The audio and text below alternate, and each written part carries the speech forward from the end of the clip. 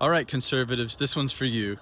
It's sort of fascinating to me that red is the official color of the GOP because it's also the baseline color where I think conservatism falls when we're talking about Ken Wilber's levels of development, which is a map of the evolution of human consciousness. Just to give you a visual, the red level of development is all about power, dominance, right? It's very egocentric. Right above that is the amber level, which is about fundamentalism, whether it be religious or nationalistic. And then above that, you have the orange level development, which is more rational, but it's about like self-reliance, individualism, capitalism, right? Now, to me, conservatism falls into all three of these color-coded categories, but it's rooted in red, right? Which, like I said, is about the exercising of power. And maybe it's no coincidence that the elephant is the mascot of the GOP, right?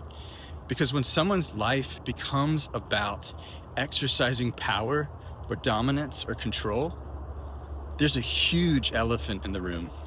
So let me tie this to emotional repression. And I know that not all conservatives are people that repress their hurt and their sadness and their vulnerability, but the general archetype, it's a match.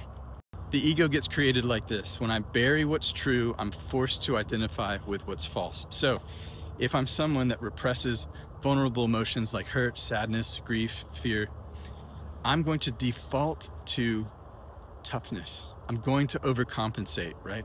I'm going to try to power through and dominate and be tough and man up, right? Because it's safer.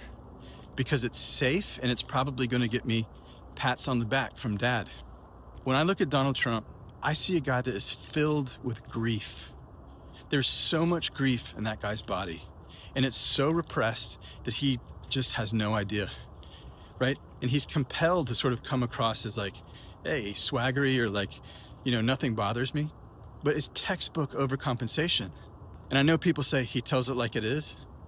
If that guy were to tell it like it is, he would be weeping for months, weeping about his non-relationship with his father, about having to pretend his whole life.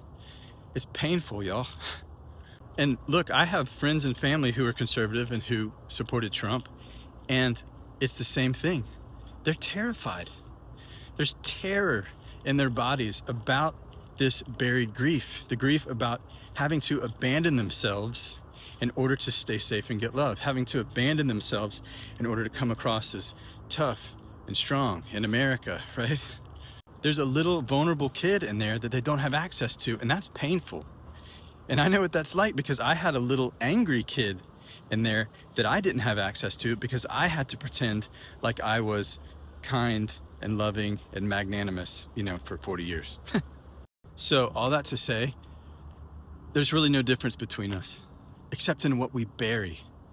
And that's a pretty shitty thing to base an entire worldview and identity on, no matter what side you're coming from.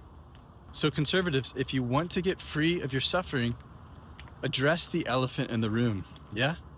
Which is, you're sad, you're hurt, you're grieving, you're scared. It's all happening at the unconscious level, and it's driving your suffering. And the good news is you don't have to pretend like you're strong if you don't want to, right? If you want to try the Kill Be inquiries, some of our emotional repression work, you can begin to make access with your real strength, which is the ability to show us who you are, not what you believe. Contrary to what most of us were taught to believe, beliefs make us weak, right? Because they make us fake. I did it my whole life as an anger repressor and a liberal, so you're hearing it from the donkey's mouth. So if this sounds like bullshit for pussies, write it off. But if it in any way resonates with you, come learn how to address the elephant in the room at repressiontest.com.